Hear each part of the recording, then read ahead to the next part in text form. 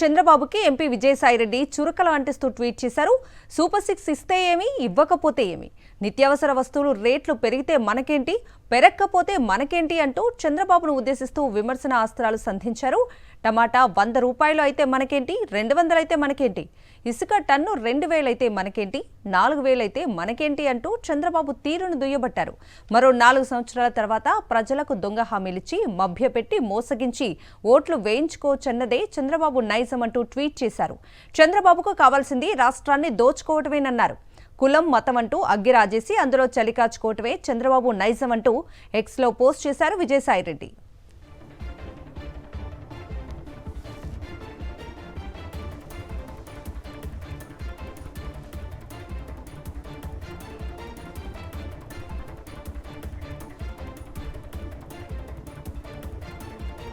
CM చంద్రబాబుకి MP Vijayasai Reddy చురకలంటిస్తూ tweet చేశారు.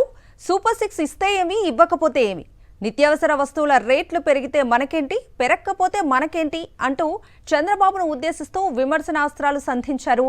టమాటా 100 రూపాయలు అయితే మనకేంటి, 200 అయితే మనకేంటి, ఇసుక టన్ను 2000 అయితే మనకేంటి, 4000 అయితే మనకేంటి అంటూ చంద్రబాబు తీరును దుయ్యబట్టారు.